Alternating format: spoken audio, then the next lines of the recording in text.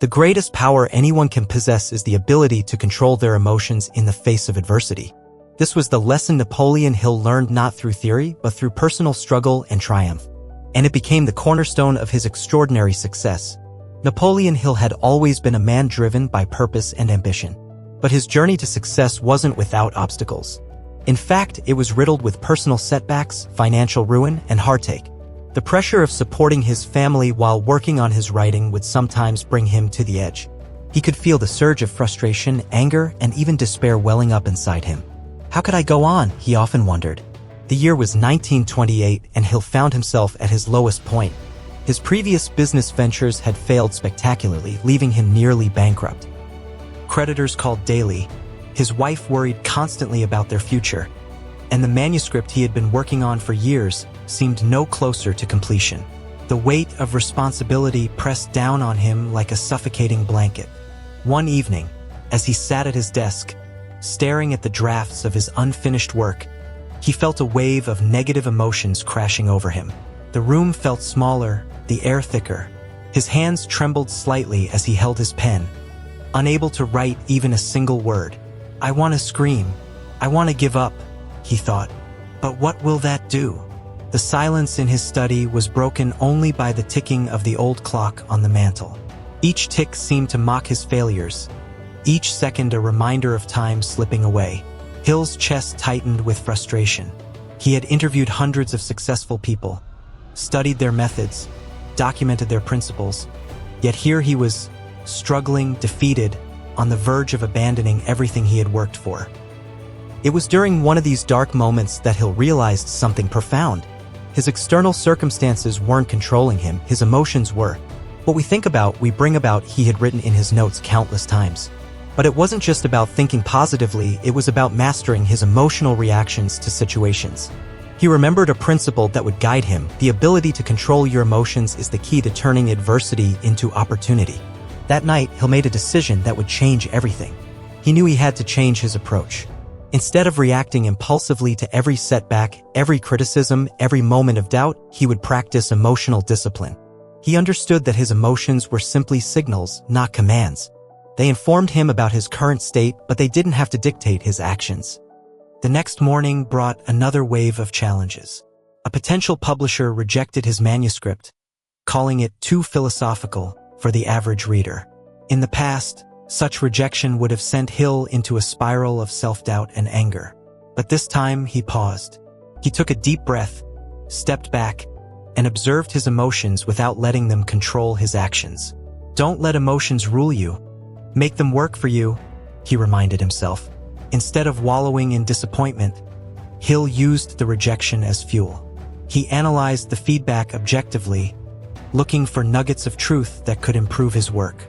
The publisher's comment about being too philosophical actually helped him realize he needed to make his principles more practical, more accessible to everyday people.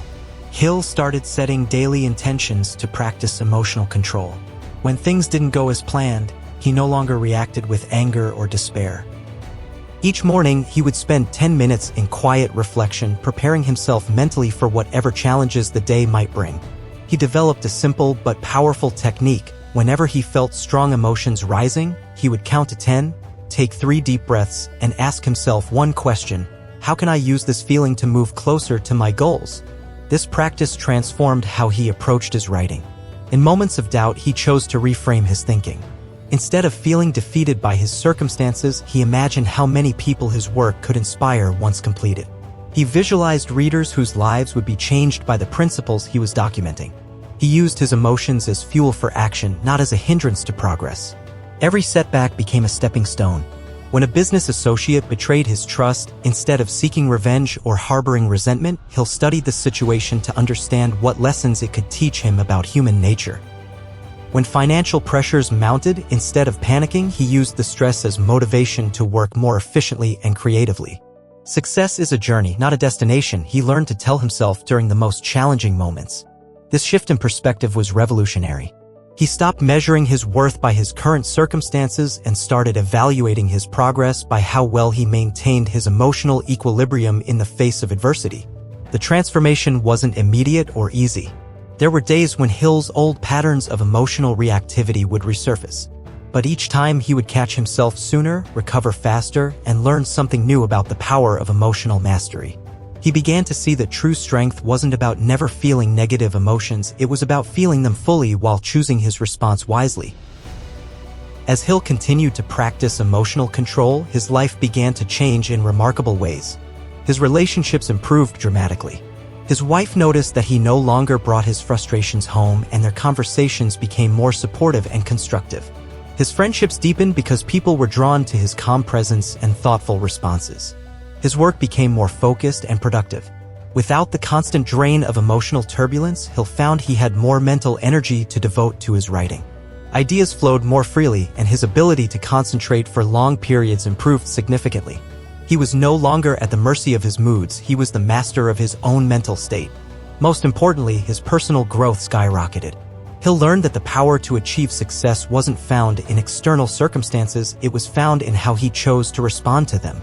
He discovered that emotional control was like a muscle that grew stronger with regular exercise. The more he practiced, the more natural it became. One autumn day, Hill received a letter that would validate everything he had learned about emotional mastery. A reader who had somehow obtained an early copy of his manuscript wrote, "Your work gave me the strength to keep going during the darkest period of my life. Your story proves that emotional mastery is the path to success. Thank you for showing me that I have more power over my circumstances than I ever imagined." It was then that Hill understood the magnitude of his personal transformation. By mastering his emotions, he hadn't just improved his own life, he had discovered principles that could change the lives of others. His personal struggle had become a gift to the world. You can't control the winds, but you can adjust your sails, Hill had learned through painful experience. And with this hard-won wisdom, he went on to complete Think and Grow Rich, a book that would eventually sell millions of copies and change the course of countless lives. But more than any external success, Hill treasured the inner peace and strength that came from emotional mastery.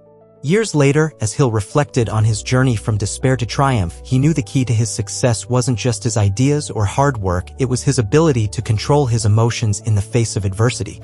He had learned to stay calm under pressure, to choose faith over fear, and to turn frustration into motivation. Every challenge had become an opportunity to practice and strengthen his emotional discipline.